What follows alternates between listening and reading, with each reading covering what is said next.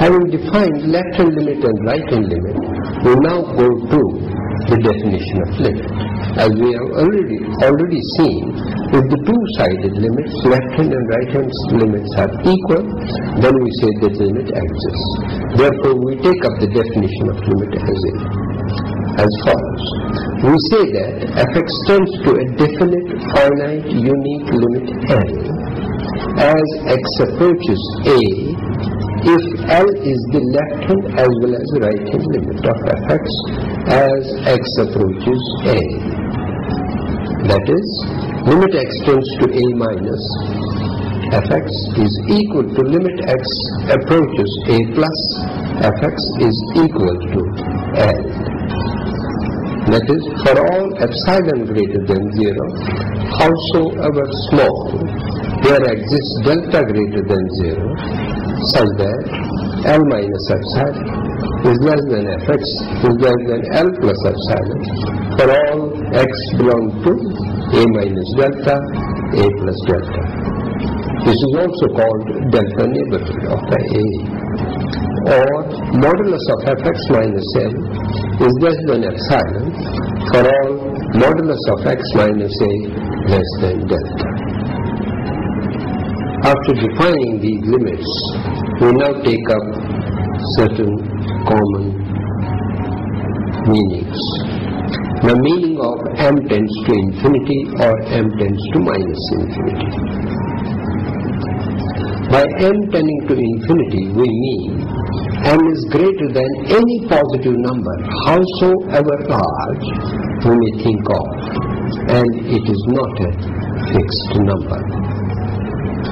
Again, m tends to minus infinity, we mean m is smaller than any negative number, howsoever small we may think of, and it's not a fixed number.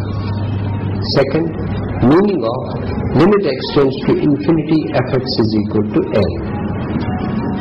So it means that fx gets closer and closer to a fixed value L as x becomes larger and larger. Example is, limit x tends to infinity, fx is equal to limit x tends to infinity upon 1 upon x minus 2 becomes 0. Because as x goes on increasing, 1 upon x minus 2 goes on decreasing. Third, meaning of x tends to minus infinity of fx equal to L. Similarly, if x becomes smaller and smaller, and correspondingly fx gets closer and closer to L, then L is said to be the value of this. Example is, limit x tends to minus infinity of 1 upon 3 minus x becomes 0.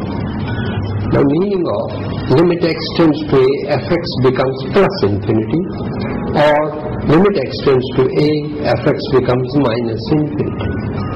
As x approaches a, and if fx becomes greater than a positive number, howsoever large, we write that limit x tends to a, fx is equal to plus infinity. Similarly, if fx becomes smaller than any negative number, howsoever small, we may consider as x gets closer to a, we write limit x tends to a, fx is equal to minus infinity.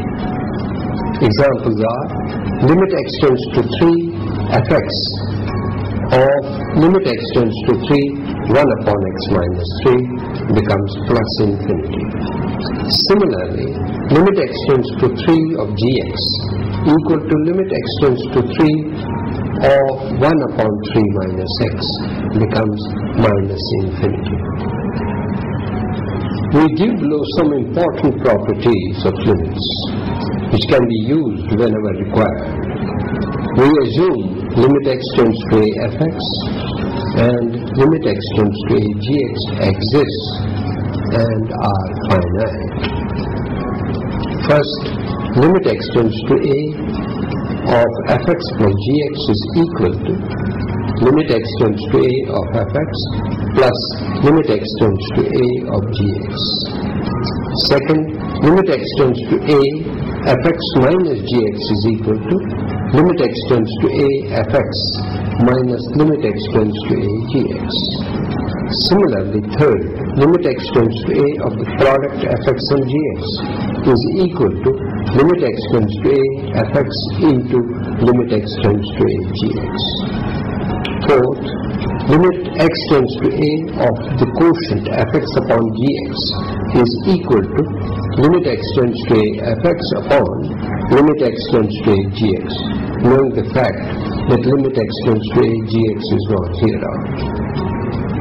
Fifth, limit x tends to a of c times fx is equal to c times x tends to a limit x tends to a of fx, where c is a constant belong to R. Sixth, if fx is less than gx for all x, then limit x tends to a fx is less than or equal to limit x tends to a gx. Seventh, if limit fx is less than or equal to gx for all x belong to R, then limit x tends to a fx is less than or equal to limit x tends to a of gx. Eighth, if limit x tends to a fx is equal to L, then limit x tends to a modulus of fx is equal to modulus of L. That means limit of sum, difference, product, quotient, constant multiplier or modulus is equal to corresponding operations.